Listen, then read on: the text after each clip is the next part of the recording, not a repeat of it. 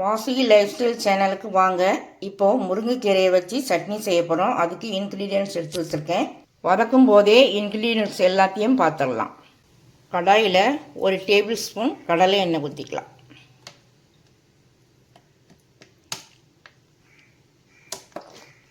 உளுந்தம்பருப்பு 1 table spoon, கடலைப்பருப்பு 1 table spoon எடுத்து வச்சுருக்கேன். அதை சேர்த்துக்கலாம்.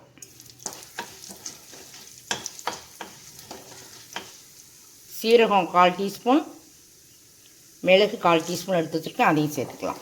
வரமிளகாய் 4 எடுத்துருக்கேன். அதையும் சேர்த்துக்கலாம். பச்சை மிளகாய் 2 3 எடுத்துருக்கேன். அதையும் சேர்த்துக்கலாம்.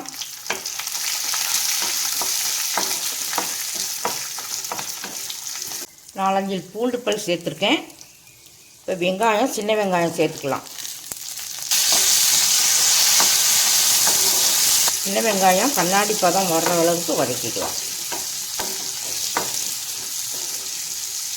சின்ன நெல்லிக்காய் அளவுக்கு புளி எடுத்துருக்கேன். அதையும் சேர்த்துக்கலாம்.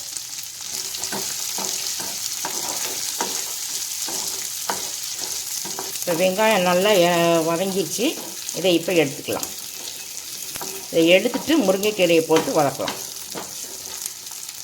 1 டீஸ்பூன் கடலை எண்ணெய் ஊற்றிக்கலாம். க்ளீன் பண்ண வச்ச முருங்கைக்கீரையை இதில் சேர்த்துக்கலாம்.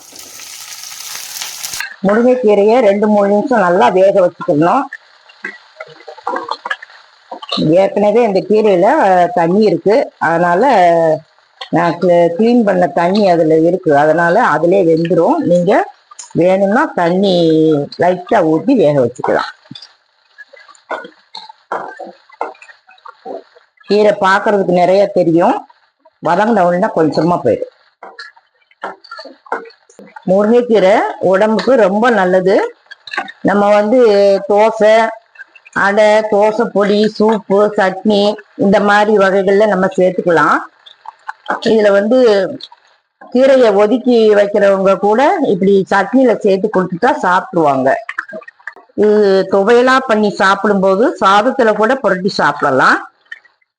இந்த கீரையில் அயன், வைட்டமின் சத்து நிறைய இருக்குது. வைட்டமின் சி ரொம்ப இருக்குது.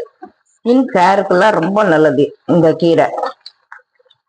பிளட் ப்ரெஷர் இருக்கிறவங்களுக்கெல்லாம் இதை சாப்பிடும்போது அந்த நோயில் இருந்து விடுபடலாம். நல்லா அந்த நோயை கட்டுக்குள் வச்சுக்கிறதுக்கு இந்த கீரை ரொம்ப நல்லது. வாரத்தில் 2 நாளாவது சட்னி, தோசை இந்த மாதிரி வகைகளில் நம்ம சேர்த்து சாப்பிட்டுக்கலாம். கீரை இப்போ நல்லா வதங்கிடுச்சு. இப்போ தேங்காய் துருவல் ஒரு 1.5 டீஸ்பூன் சேர்த்துக்கலாம். 1 டேபிள் ஸ்பூன் இருக்கும்.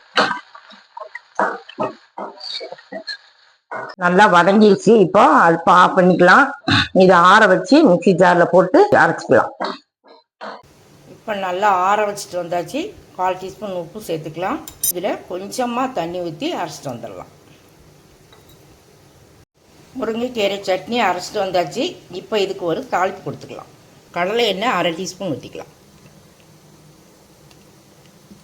கடுகு, உளுந்தம்பருப்பு போட்டுக்கலாம். கடுகு வெடிக்கவும் வத்தல், கருவேப்பிலை சேர்த்துக்கலாம். கொஞ்சமாக ஒரு ஃப்ளேவருக்காக காயப்பொடி சேர்த்துக்கலாம். தாளிப்பை சட்னியில் சேர்த்துக்கலாம். பெர்ஃபெக்டான முருங்கைக்கீரை சட்னி ரெடி ஆயிடுச்சு. நீங்களும் செய்து சாப்பிட்டு பாருங்கள். சப்ஸ்கிரைப் பண்ணுங்கள். பெல் பட்டன் ஆன் பண்ணுங்கள். பிடிச்சிருந்தால் லைக் பண்ணுங்கள்.